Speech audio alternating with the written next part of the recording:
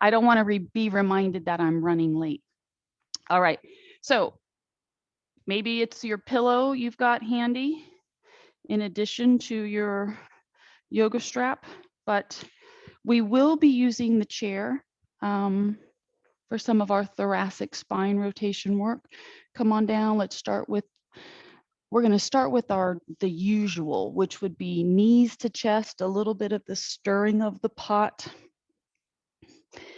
If you don't ordinarily use a towel or a pillow for your head, it is super comfortable to have a little bit of a build up there. You shouldn't, I don't want to say shouldn't, don't feel like you need to roll your towel and have it touching your neck. Sometimes it's just a couple little inches at the back of the head is enough to help keep you with your chin in a slightly drawn in position.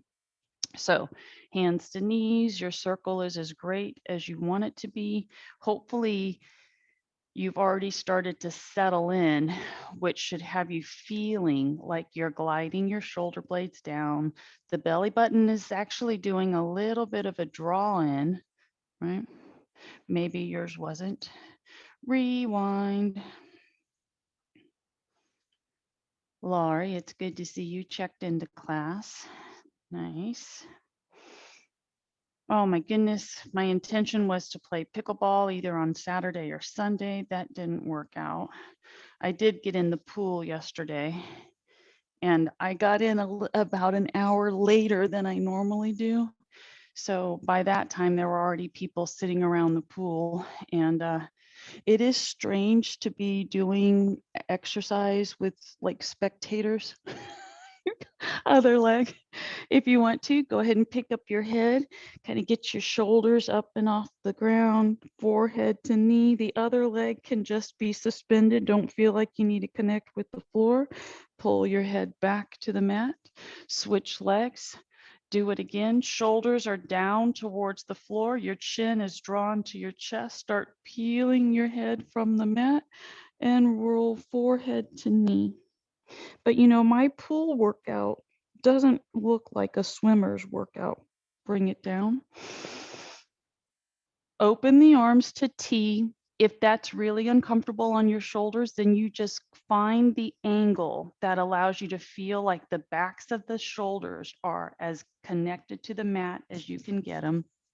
And then do your little roll and just lay it out over there on one side. So, I do a few laps and I'm really strong in the water, but not in the freestyle swim. So I know my mechanics must be just so off because I can hold my breath for a long time, but yet maybe it's not called the freestyle breaststroke, right? So when I start swimming, I am either doing side stroke, backstroke, or this other stroke where, my head goes underwater every time and it's this big push and like the frog legs. Anyway, I've never seen myself video, so I don't know how, I don't know. It could look like I'm flailing around. Nonetheless, I feel like I'm smooth. But I'll do a few laps back to side number one, go to single leg crossover, and then I use the edge of the pool for my tricep work where I'm driving myself up and out of the water, but not actually out, right? And just using the ledge like I'm doing a tricep workout. And um, nonetheless, there was a guy doing laps switch side. I mean, he did laps the whole time. I was like doing all of my other stuff. And I couldn't help but just look up periodically. And these people like had this perplexed look on their face. Cause then of course I went to the railing and I did my stretches, which they do look odd because I'm like practicing the splits and my quadricep stretch in the pool. And anyway, I just got the biggest kick out of it, but it was beautiful to be in the water yesterday. Bring it back to neutral. So go back to side number one, go to the direction where you can actually see the screen, right? You're going to just gently roll. So both legs have kind of come along to the same side. And now your top leg, what I want you to do, this is going to be the flossing of the nerve. Instead of being seated in the chair, we're going to do it on the floor. So that arm that's over there, as you extend the leg, maybe that hand can grab your calf, or maybe it props up under the knee so that you can then get your leg to go through its extension. But it's helpful if your hand will connect and unload some of the weight so that you can focus on the feeling of the stretch. And all you're trying to do is rock that foot into full flexed. Release it. Inhale. Flex, flex, flex. Belly to spine. Exhale. I'm going to try to give you one more thing to focus on. And it may seem a little bit weird. Okay. So this time as you hold your leg, regardless of where your support base is, okay? Flex the foot. Really try to extend the leg to the best of your ability. And now I want you, instead of trying to push the foot away, once the leg gets straight, I want you to try to take the hip and slide it back, right? So try it again. Hinge, rock the leg into its extension. It's really subtle, but as if someone were standing at the top of you and trying to help you glide your hip back, as if you were trying to roll your hip back to the floor while your leg is extended. That changes the whole length of your stretch line. Release, do one more, right? Rock it, the leg extends, you're getting a certain degree of stretch. And now pull the hip back. This would be kind of like what a hip hiker is when we work the QL. And now release. Bring it up. Get your body back to center, feet down. Do your little bridge. Before we flip over to the other side, we're going to do a few bridges. So zip and tuck, navel to spine, peel the hips up. Adjust through the neck so you feel like your body is nice and neutral, right? This thing is struggling with my band today. Bring the hips down. Don't ever try to get out of your bridge too soon. Holding the hips up is just a little extra work, gives you plenty of time to feel your buns get fully engaged, belly to spine, drop the ribs. So if you're like bowed up through the rib cage, then you won't see much other than your bust. But if you descend the back a little bit, right, and then try to pelvic tilt, your thighs may come into your sight line. That's really what we're after. Squeezing. No sense not to get those working for you. If you weren't super active this weekend, or if you gave your body a break, then those muscles are ready to roll. And even though it's stretch class, okay, we still need to prime those buns. Now bring it down. Roll yourself back to the side that you were just on. Press up. So you're going to do your little flip-flop. Some of our maneuvering, right? Take your pillow with you. Think about starting at the beginning. Okay. So we're going to go a little bit of our circles. Having technical difficulty today. Circles. As you're doing your circles, shoulder blades are pulled to the floor. Reverse your circle.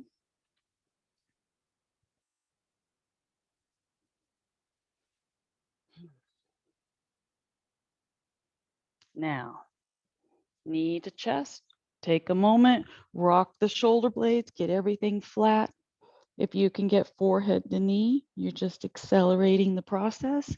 Push one leg, pull up into the other.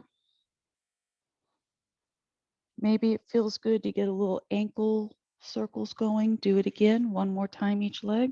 You can set your head down between repetitions if you feel like you need to. Inhale on your transition, exhale as you pull it in. Now, bring it down. Open the arms, get the comfortable angle. You're going to just let the legs roll. Stay over there. Do whatever repositioning that you need to do with your towel or your pillow, as we're calling it, right? Your arms, I want you to feel like your shoulders are pulled open. So it's taken me this long to get this little bit of information out. If you find that when we're doing expanded arm positions, that far arm is way off the floor and your shoulder is biting because there's just too much going on without it being supported, then I want you to take your time, get up, get a dense pillow, and find a propping up. Your pillow needs to be as big as it needs to be so that when you slide it up into your body and that arm gets to rest on it. Okay, so there are a lot of ways to help yourself out. And for those of you that have been with me one-on-one, you know that I'm a huge fan of bolstering. So instead of keeping you in an uncomfortable position, find the prop that allows you to maximize your stretch, eliminating the strain, right, from what the shoulder is giving you, because we don't want our energy being directed to a biting pain in a different part of the body. We're supposed to be stretching and feeling this connected point from the hip, right, to the back of that thigh. So if it's your shoulder, you know, so often what people do is they take their arm and they bend it and they put it over their body, which that's one way to resolve discomfort. But guess what it does? It also closes off the chest stretch. So we have to find a way to rotate your upper body, right? So that you're getting the best of both stretches, if at all possible. And now you're into that supporting of the leg. You're letting that foot go through its full range of motion. You're going to do two more, and then we're going to include the pulling back hip line. Push from the heel. All right. So here we go. Support the foot or the leg, right? Flex it. Can you glide the hip back? And if you need to pull it back and then release it, pull it back to get the feel of it. This is a very awkward internal drawback that you're doing. And essentially, we're slightly pulling the hips out of their stacked position. Now, release it, inhale, extend the leg, flex the foot, see if you can pull the hip back while you're maintaining this flexed foot line.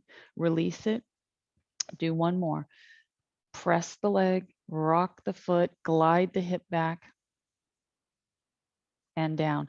Because it's so subtle, you might not be getting the little nuance of what I'm trying to have you do with the hip back, but help yourself up. We will do a stretch from the floor. We'll go to it now. I want you to go and stretch the leg that you were laying on, because that was leg number one. Okay, so with strap in hand, whether you're using your little loop to lasso the foot, or if you've got the long strap, just hook it over. One leg is going to be bent because that will help you. So you have your imaginary wall behind you. And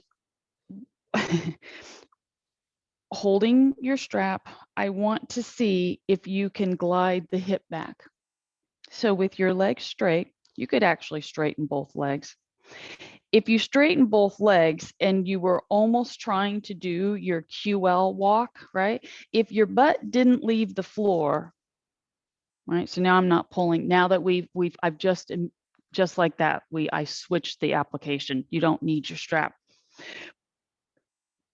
If it's a hassle to take it off, then don't take it off, but you're not pulling on it. You being able to take your feet, right? You're starting with straight legs, slide one heel longer than the other, push the other leg longer than the other. They're just trading positions. It's though your trunk is rotating slightly, it's because the hips are moving, not because you're trying to twist the upper body. So pull the hip back, release, pull the other hip back, release, pull. And now something that I'm going to just plant a seed, and maybe this will carry over as you go into your day in another state of awareness. It's something that I notice my body does, and I thought maybe this is happening to other people too. So this is not a waste. You're actually doing QL work, even though we're not walking on the mat. Okay. Release and relax. It could be any time you sit down that this thing maybe reveal itself to you.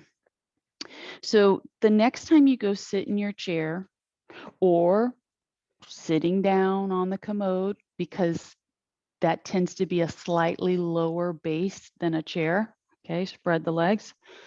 I want you to start noticing when you sit down, do you tend to have one foot that is slid slightly forward of the other leg? And until you can identify that, yes, you do that or no, you don't, then the next part of it doesn't matter. So that's kind of your homework, okay? And we may be able to run the experiment in class, but because in class you're going to be a little bit more precise with your position, it might not happen. It's when you're not thinking about it and you just happen to notice something about your body. So that's me planting the seed. When you sit down and you're not in exercise mode, do you find that one leg is sitting slightly forward of the other? What does that have to do with anything? It has to do with our pelvis being slightly rotated to the spine. So it's no wonder that more often than not, people are kind of glitched up in their SI joints and the QL, because if you have your spine and then the pelvis, if you've got one leg that's constantly sitting forward to the other, then your pelvis is actually slightly rotated that direction. And so when we do the QL training, it's to get those two parts to learn where their position is. But if you're, I'm in my 5th decade, right? So think about how far into your life you are and how maybe this dialogue has never been part of your equation of even hearing the words QL, offset pelvis, right? But yet all of us have some, right? One leg slightly shorter or longer than the other. It's all relative. You're just anchoring. Maybe you can get your arm to do that. Maybe you need your strap wrapped around your foot. Hopefully what you're feeling is this side body. We're not going to stay with both legs straight, okay? Get to the other side. Can you twist your hand palm up, bend the leg so that you can get your hand under, and then straighten the leg, press down into the hand, pull towards that foot. Push down into the floor with that leg. Get it straighter. Release. Fold that leg in. Okay. Rotate your body, and here's where your strap will come in handy. Okay. So just lasso that foot. Kind of got myself off on a tangent, but it's something that I'm paying attention to.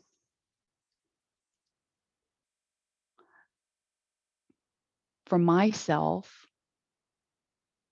and most everybody that I know has some kind of little back glitch going on. You've twisted your shoulders.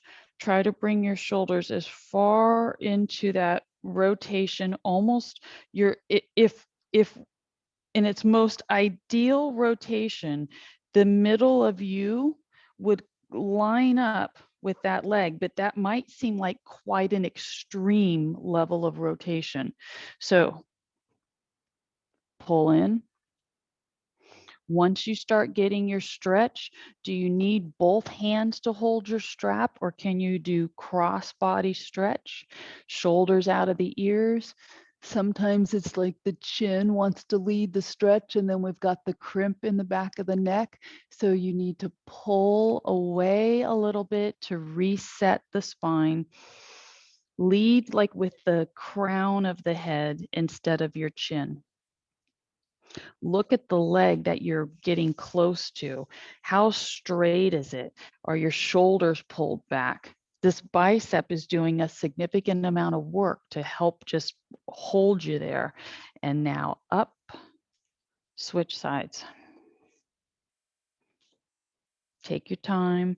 Maybe this is the leg that doesn't want to be folded in, so it's a little bit more opened.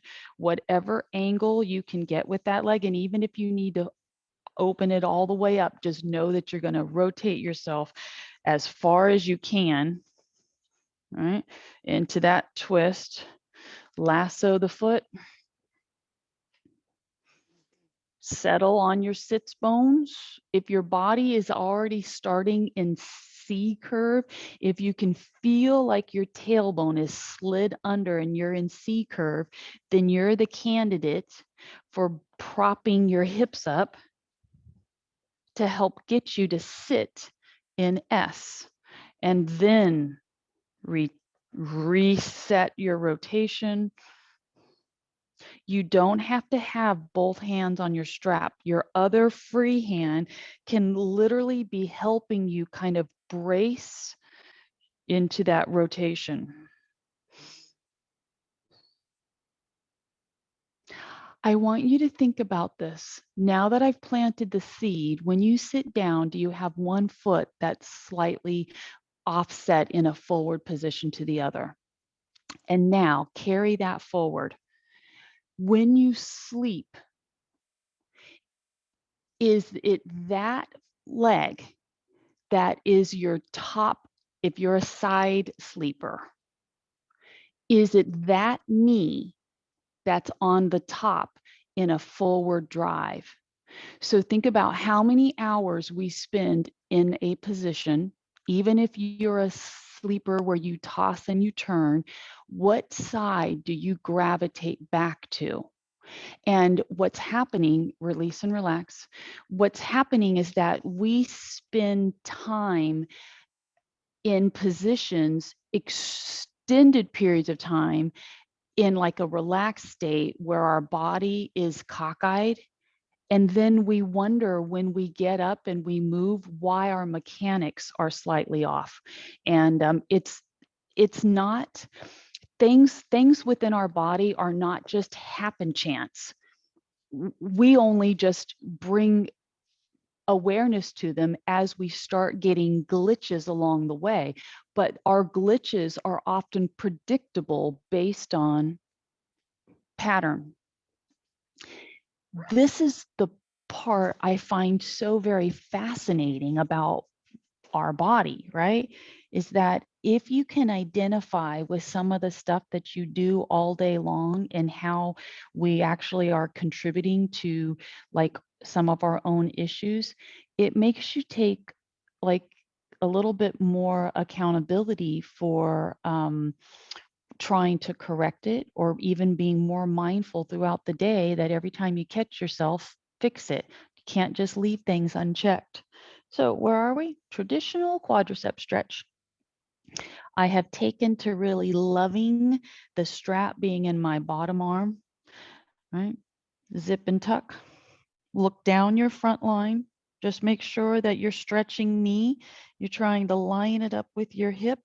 Once you get it lined up with your hip, if you cannot go into what feels like a nice full pelvic tilt, then you've got too much tug happening. Okay. If you're flexible enough and you're like, yeah, I can get hold of my foot, then do both. Grab your foot and set the strap to a nice tension line.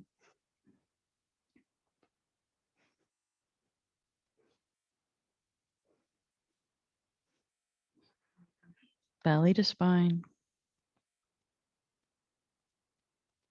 So I made lentils yesterday. Release. I thought, switch sides.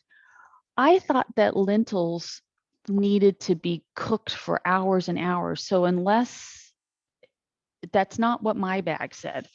And then because the cooking directions were for such a short period of time, I thought, did I buy like, you know how they have minute rice? I thought, did I buy something that is like even more processed? And nowhere on the bag did it say that it was like this, you know, speedy thing. So I literally had lentils and the recipe called for like 8 minutes of cook time. And I was like, how is that even possible? Because I thought lentils were kind of like how you do with beans, right? These were not pre-cooked, they were dry. But because I didn't believe the package, I let mine cook for, I don't know, 30 or 45 minutes, to which then it was almost mush. Zip and tuck. But they were good. I used my chicken bone broth and it was pretty hearty. So where are you in your stretch? Are you in zip and tuck?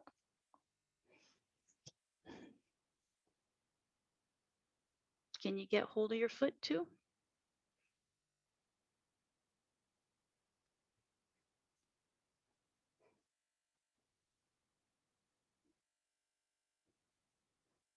I wonder if there's something in particular someone needs to work on today, right? My body feels really good today, nice and strong. Nothing's like fired up, and it's such a great feeling when your body isn't giving you signs of protest anywhere. It just that's one of the reasons release. That's one of the reasons why I love getting in the pool. Is I just feel like it's so freeing that even in periods of having pain in the body, face down, think scorpion. You don't have to go all in crazy full T-arm scorpion. Maybe your arms are a little bit downcast. Use your arm that you're not stretching to, right? Use that as a little push point to help you. You do not have to take your foot to the floor. If it goes there naturally, consider that a nice bonus. The knee, it's more important that the knee be elevated than your foot actually touching the floor. Okay. So now as we fine tune the movement here, I want you to feel like you're trying to lift your chest a little bit away from the floor. Your head is just in neutral. And the stretching arm, spread the hand, like separate those fingers. Try to really keep the fingers long. Zip and tuck. So once you get like your stretch point where you feel like, okay, you don't want to go any further, then make sure that your shoulders are out of the ears, the buns are tight. Go back to the other side. You can take the arm in full T extension, right? Or it can be slightly down, whichever helps you kind of get your rotation without feeling like you're straining in the shoulder. This is a shoulder stretch. It's where the pec and the shoulder tie in at that junction up there. Zip and tuck. If you're starting to feel like your neck is kinked and not comfortable, it's because you're holding your head too high. In Pilates, they call it ear float. So your head is just high enough off the floor so that your ear isn't touching. Now, coming out of it. Ooh. Can you go the next degree, which is the arm is bent? So now look at the hand. Pull the hand open just a little bit because we don't want the arm to be in a tight angle. You want it 90 or even slightly greater. Okay.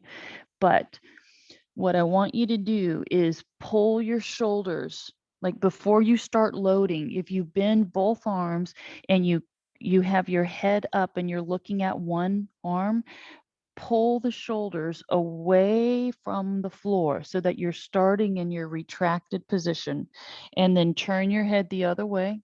Use that hand over there as your assist so that when you start making your rotation, you're ready to go. And just right out of the gate, as you start picking up the leg and getting your body into that cocked position, try to get off of the front of your chest. Do a little bit of finagling to get onto the side mass, navel to spine. So between the first part of the stretch with the straight arm and where you are now, it should feel significantly increased by having your arm bent, and release. Other side. Okay. So bend it. Use this free arm.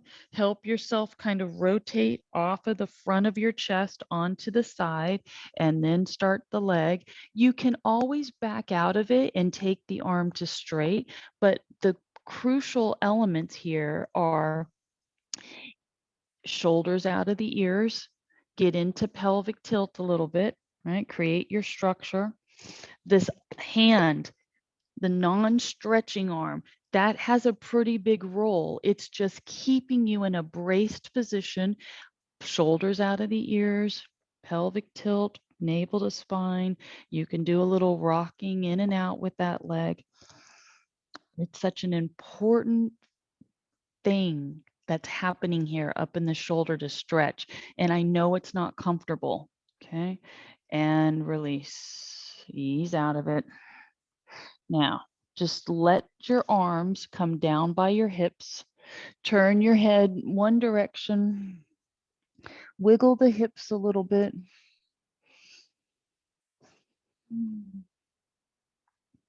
You may need your stretch out strap if you cannot get your fingers interlaced and resting in the small of your back. So, can you bend your arms, put your hands together? As you go and you start interlacing your fingers, it's with the intention of letting the back of the hands touch the small of the back. And then the elbows are just soft. So if you can't get your fingers to stay interlaced or even get them interlaced, then you'd be holding on to your stretch out strap, right? To however much line you need to let out on your strap so that your palms would be up and your elbows would be relaxed down on the floor. So that's your second version. And since I've got the strap in my hand now, I'm going to do one repetition with it. Take your legs, lengthen them to get the tops of the feet pressing flat to the floor, and then squeeze your buns. Now start peeling your chest up away from the mat. Look down, lengthen the arms, squeeze the shoulder blades back, keep tension on the arms. Turn the head the other way. Slide the arms back up into their position. Let the elbows go soft. And now I'm going to do this without the strap. All right, here we go. Squeeze the buns, pressing the tops of the feet down. Lift the face. Turn your head. Square it up to the mat. Pull your shoulders away from the floor and then fully extend the arms. You're extending the arms with the intention of getting the arms longer, not necessarily high off your buns. Turn the head. Slip the hands right back up where they were. Let the elbows release. Wiggle the hips a little bit. There's such a strange thing. Oops, did I just turn myself off? There's... Sorry, class. I think I just turned it off. Oh, now it's off. Now I don't know if you can hear me or not. Oh, geez, technology. Keep going. Since you can't.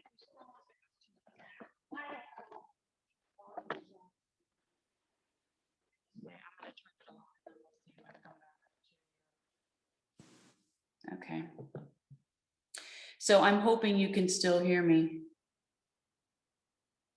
I think Yes. you can. Yes, we Okay, can great. hear you. Thank you. All right. Goodness. You just can't make this up. This is take two. Okay. So I wanted to get about 4 of those in, and we're going to do one more just to clean it up, because my thought was going into often when we push the tops of our feet down, sometimes the feet cramp, and that there's not much that you can do about that except just, you know, try to move the foot out of the position and keep trying to readdress it. But let's not get lost if your feet are cramping. Let's try to just keep going with the upper body. Squeeze the buns, lift the face. In the process of you lifting the face and turning the head, the shoulders should already be starting to pull out of the ears. And then you're able to get a little bit higher, right, as you then lengthen the arms. And we're just going to hang right here for a second. So this is our back extension work. And all of those muscles are hard at work, just resisting gravity here, right? So now, release the hands, pull your elbows up under your shoulders, get yourself propped for a second, let the hips do a little rocking, relax the feet if they're like in tension knots now. One of the things that I should probably be practicing in the pool, which may be too late, is with my little flippers.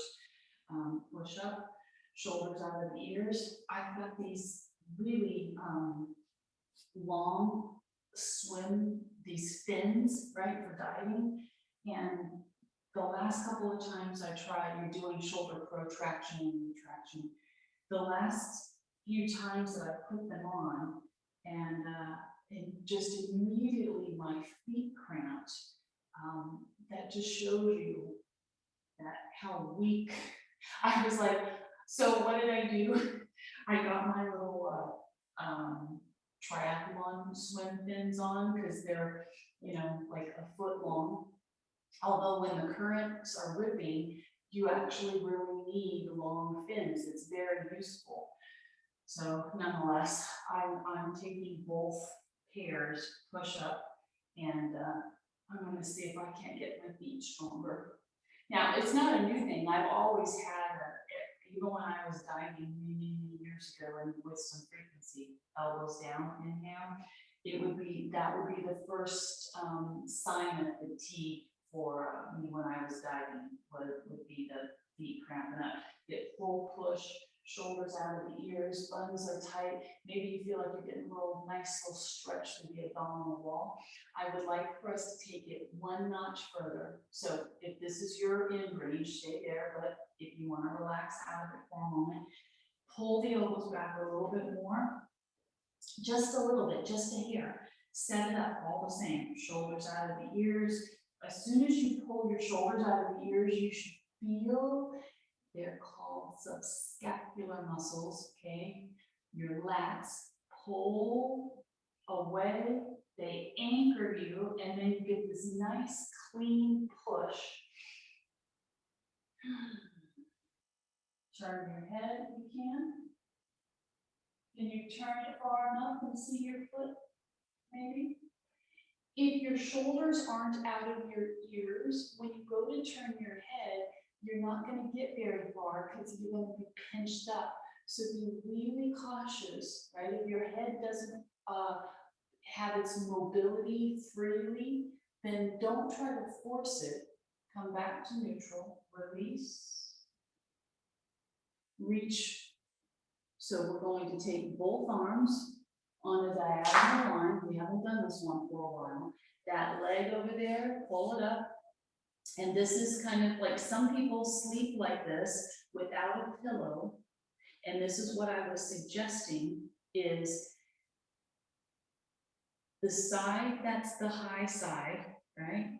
Think about how much time you spend in your sleep rest state, in a relaxed state with this side of your body in a forward drive. And I suspect that that's also the leg that when you sit down is in a forward motion too. We have to teach this side how to pull back, and that's why our QL work is really important. So you're in your beginning of your stretch mode. Can you just take that free arm, open yourself up? And now, if you're having to take into consideration your shoulder, put your fingers on your shoulder, right? Because this is going to be a moving part. So the head lifts, pull the arm like you're closing the book. Let your elbow draw your circle, right? At some point, the head comes down. It's really awkward with a bent arm, but it can still be done. The head comes back to the floor. The hand is still touching the shoulder. And there's your protective position, because you might not be able to get the elbow to lay out. You might just have to keep your elbow high. But if your arm is saying, I want the stretch, then do this ginormous circle, open it out. Your knee needs to leave the floor, because that's what helps you roll yourself right into your open stretch. And then that far hand slides down the floor, crosses the hip, comes across the thigh. You pick up your head, it's reaching, doing the circle, right? We haven't done this one for, I think, like weeks.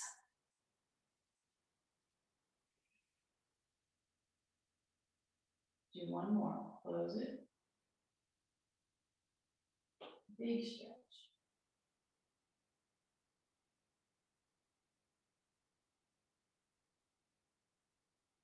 Now, close it. So, pull both legs up, push yourself up. The top leg will offset. And as it offsets, so stay with me on this, okay? This big sweeping circle that you just did, we did scorpion stretch, all of that's for this. The stretch we just came out of it's all for this cross body. Now, in your 90-90 sit, we're going to get our hamstring stretch, believe it or not, on the front leg, but it's also going to address the tight SI and QL. So raise the arm up, prop yourself up. If you really are struggling to get your body to support itself, use your little wedge under that hip. Twist yourself towards that front leg, guide yourself out, keep a little twist going, lengthen without collapsing. And now when we come out of it, twist back, reach forward. Release it, twist back, lift up, reach forward. Again, twist back. Last time, power up, reach like you're just passing something off to somebody. You happen to be looking down, and right, because we don't want to crimp the neck, so that's why we're not like looking up and out. Your arm is lengthened and the bicep is in line with your ear. So you should feel like your arm is pulling up, and there's some workload to make that happen. And release. Swivel. Okay. So before we do any of that, we've got to get back into our sideline position. Offset the legs. Okay. Your arms are in that diagonal reach. Do you need to exercise caution? Because if you do, put your hand on your shoulder and then just let that elbow pull up. The extended arm, that arm actually needs to be palm So here we go. This elbow is coming up around your face. The knee gets to leave the floor. The head finds the floor. Maybe you're able to open the elbow out or just leave it vertical. That's your position. If you can go into the straight arm, fully extend it, slide it towards the hip, cross the thigh, pick up your head. So as you're making your circle, right, and we're initiating, the head needs to lift and lower back down. Big stretch. The head's off the floor until the arm comes around that up middle, and then everything opens.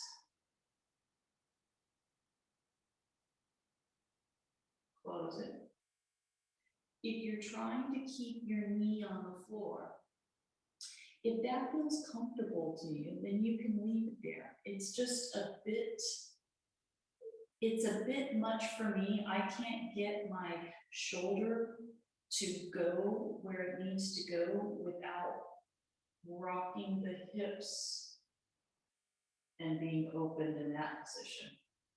You're gonna do one more.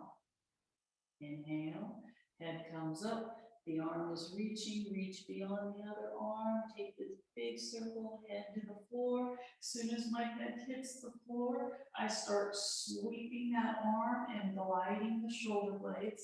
And since this is our last one, we're gonna hold it for a few extra seconds. Do you feel like you're only resting on one shoulder and this other arm is not connected to the floor at all? Forget about connecting the arm and use your foot to help you rotate through your upper back so that you feel both sides connect with the floor. Even if the arm doesn't touch the floor, just try to get the shoulder to. And now, release the arm, relax them, right? Slide the bottom leg up as the legs are getting ready to shift positions into your 90-90 set. Okay, so as clean of a 90-90 as you can get, down arm is giving you a good push. Wow. Maybe just sitting here gives you that a very different feeling than what you have on the other side. Maybe this isn't your tight side. Okay, lift up, keep working that support arm out. Take the body forward, raise the arm like someone's pulling you up and forward. Now, when we come out of it, right, release the arm. You're going to do this exaggerated twist back. Come back into it, plant it, brace yourself, forward lean. Your forward lean doesn't need to stop until you feel like you can't maintain S-curve. So if you're more mobile through this part of your body, maybe your thigh and your chest are meeting each other. Just because I'm not, that's just because I can't. But if you're really limber, then you might be practically laid out on top of that thigh. Lift up, flex the feet, press, take the lean. What I just want to reiterate is that you want to lengthen through the trunk, and if you're coming down closer and closer to your thigh, it should be the abdomen, right, that's coming down. Release, twist, pull into it. Now, I'll give you one more little variety here. Here we go, you're bracing. Instead of having this arm up, maybe you get hold of your foot, you pull against the foot, get the shoulders out of the ears, because this will help you get a little bit closer to the floor. You don't want to hold your head up, right? Kind of look down so your neck is neutral. As you come up, twist, release, relax. Now, you're going to be getting yourself up. How are you going to get up? You're going to do your offset knees. You're going to do downward dog. This is my pattern. I've been doing this one and kind of talking about it is this represents internal and external hip mobility. And the front leg would need to swivel, the back leg swivels, transition, right? Push out. Variety. What if you can do some of the swiveling, but you then actually can't stand up, right? That's a possibility too. So, a little bit of wrist mobility, and I may need to get a little bit closer since this is going to be very specific for your wrist. I'm going to pull my chair a little bit closer too. We have not done this one for a while, but it's so good. With everybody I know that's got tight wrists, okay? We could absolutely have done this from a kneeling position, but pick a hand, put it on your support base. Where those two bones are, use your other hand, right? Go right under the bones and then reset your alignment. So, what are we doing with this? First and foremost, S-curve spine, shoulder out of the ear, very important. And then you're bearing down into that hand. And what we want is we want to make sure that our shoulder weight is forward, keeping the arm straight, because the resistance is we're trying to increase the stretch line here, which actually means we're decreasing this angle. So your body's kind of projecting forward, and then with your wing tucked, you are going to try to swivel the arm. Now, when the inside crease comes around and is pointed and in your sight line, that's when the massive stretch is going to happen around the thumb and through your hand. So when the elbow's pointed back, you might feel pressure because you're bearing down in it, but the real stretch happens when you roll it around and you try to keep bearing down into it. That's the fight point. Release, shoulders, watch the elbow swivel. As it swivels, bear down into it by straightening the arm a little bit more and release. Come up, relax. That's intense. Because of the intensity, you can get yourself thinking that maybe you've just done something beyond, like to a too far degree. But these joints, the same thing with our ankles. So the ankles and wrists, right? They work very similarly and they create a lot of dysfunction. So here we go. I'm just gonna rotate around, ready? Okay, spread the hand. Whatever you're using, just make sure that your fingers are not hanging off the edge. I'm gonna open it up so I can get my fingers right around the bones, right? Close back in. Nice straight arm, leaning slightly forward, starting the shoulder. The arm wants to swivel without you actually having your shoulder blade pulled back. So focus on that. When the inside crease line comes forward, lean, bear down into it a little bit. Make sure that your thumb really is in its full length position. Release, inhale, swivel, tucking.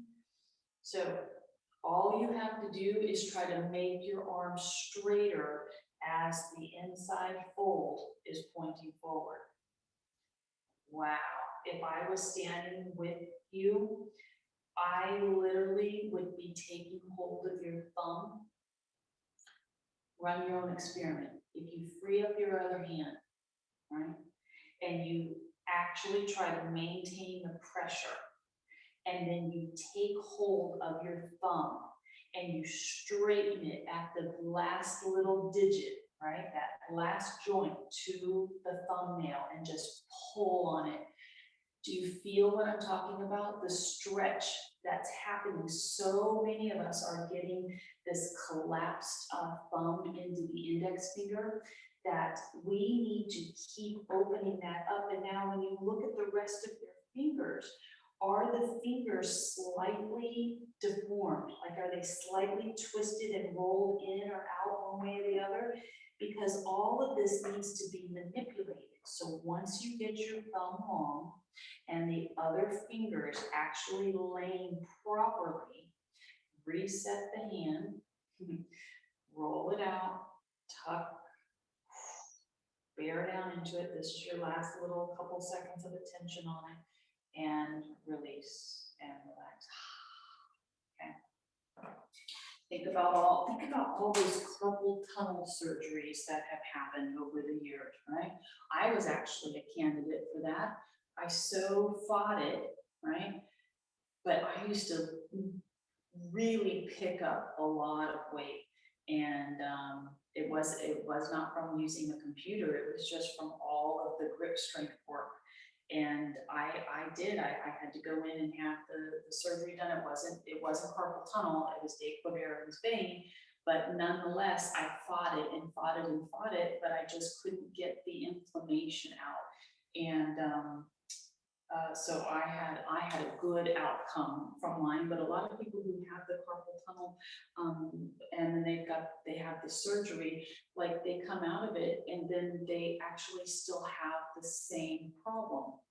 That was my fear, is I didn't want to go in for surgery, go through all of that, which it actually was no big deal, and then have the same situation still be existing. So fortunately, I don't, and I've had a really good recovery from it. I've never had another inflammation aspect. Change the direction of your circle. Maybe your little toes are coming along and doing their own little independent motion. So now thread your fingers between the toes. Ooh. Have you ever, I feel like it's a game. Have you ever, So because I get to spend a lot of time with people, and some of the things that I do are not conventional training methods, right? And because I know how sensitive our toes are and how much and how tight they get and how much work they need, when I see my people, right, I actually put my fingers into their toes, because a lot of people can't actually touch, they're not mobile enough, they can't get their hand to their foot. So I spend time doing this exact same thing with people, just like this, right, reverse. But it's a very strange feeling to try to put my fingers in between somebody else's toes, because our fingers are the perfect size for our parts. Not universally, it's not universally fit for everybody. Release, other side.